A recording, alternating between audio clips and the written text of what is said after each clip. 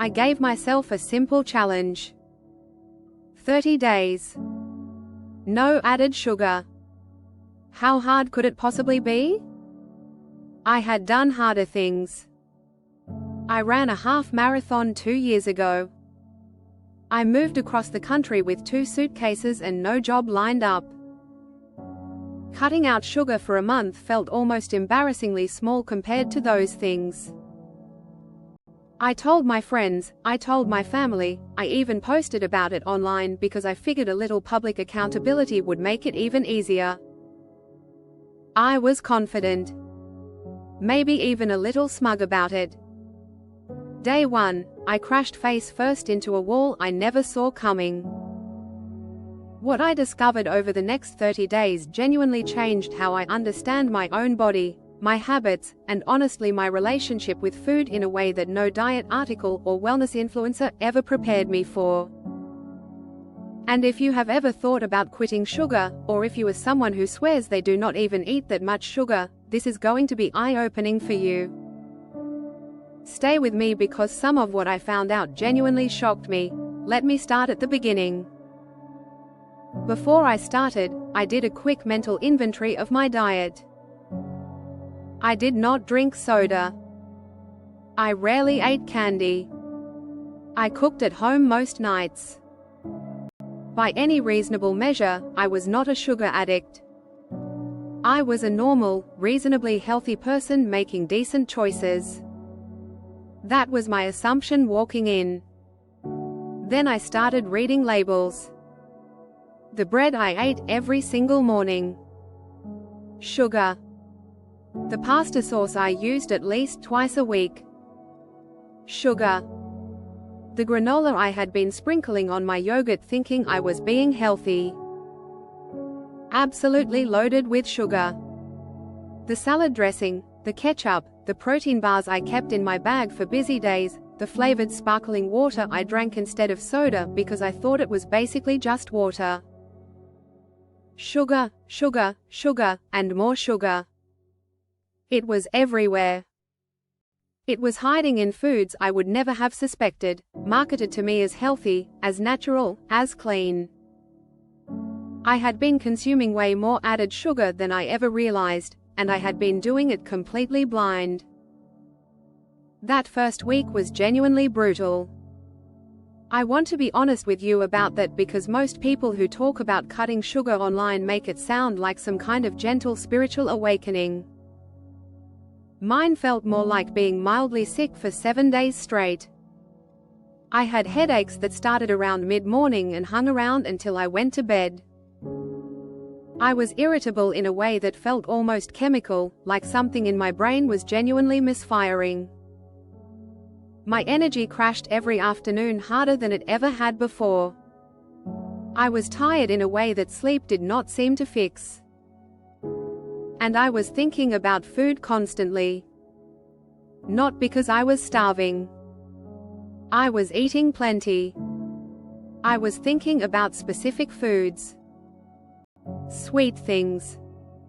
Things I did not even particularly like that much under normal circumstances.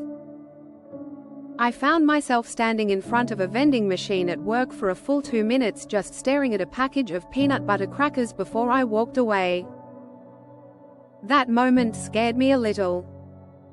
Here is what I learned is actually happening in your body during that phase. When you regularly consume added sugar, your brain starts to anticipate those dopamine hits. It builds patterns around them. When you suddenly remove the source, your brain notices. It pushes back. The cravings, the irritability, the low energy, these are not signs of weakness. They are signs that your brain had genuinely organized itself around a reward system you did not even know you were feeding. That realization hit me harder than any headache. By the end of week 2, something shifted. The headaches faded. My energy started to feel more stable throughout the day instead of riding these peaks and valleys I had been living with for years and just accepted as normal. I started waking up in the morning feeling more alert than usual. My sleep felt deeper. I did not have the research to explain all of it at the time. I just knew something was different. What nobody warned me about was how socially complicated this would get. A work birthday celebration where every single item on the table contained sugar. A dinner with friends where dessert is a communal experience and opting out makes you the person who has to explain themselves. A road trip where every gas station option seemed specifically designed to make my challenge impossible. Sugar is not just in our food. It is woven into our social rituals in ways that made me feel isolated in moments I should have just been enjoying. I also want to talk about the identity piece of this because I think it is something people underestimate. When you make a change like this, you start to see yourself differently. And that brings up uncomfortable questions. If I was consuming this much sugar without even realizing it, what else am I not paying attention to? What other automatic habits am I running that I think are conscious choices, but are really just patterns I inherited and never examined? Those questions are valuable, but they are not always comfortable. Around week 3 I hit a different kind of wall. Not the physical crash of week 1. More of an emotional flatness. The novelty of the challenge had worn off. The worst of the withdrawal had passed. I was just doing the thing, day after day, and it started to feel a little joyless. I had to consciously find other sources of small daily pleasure. I started making really good coffee. I got more intentional about the savory foods I was eating, experimenting with spices and flavors I had never bothered to explore before. I found a way back to enjoying food that did not depend on sweetness. That was genuinely one of the most unexpected gifts of the whole experience. By day 30 I had lost a small amount of weight, nothing dramatic, but I had not been trying to lose weight. My skin looked noticeably clearer, which I honestly had not anticipated. But the most significant change was the one I could not photograph or put a number on. My relationship with craving had changed. When I wanted something sweet now, it felt like a preference rather than a compulsion. I could notice the feeling, acknowledge it, and make a choice about it instead of just automatically reaching for whatever was available. I want to be clear about something.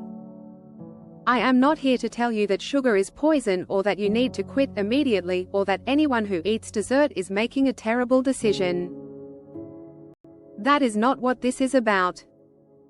What I am telling you is that most of us have no real idea how much added sugar we are consuming or how much of our energy, mood, and focus might be influenced by it. I did not know.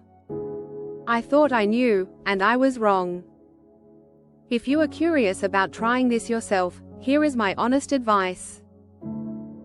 Start by spending 1 week just reading labels without changing anything.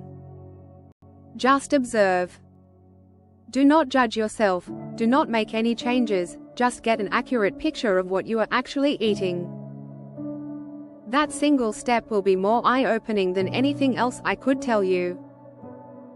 Knowledge before action.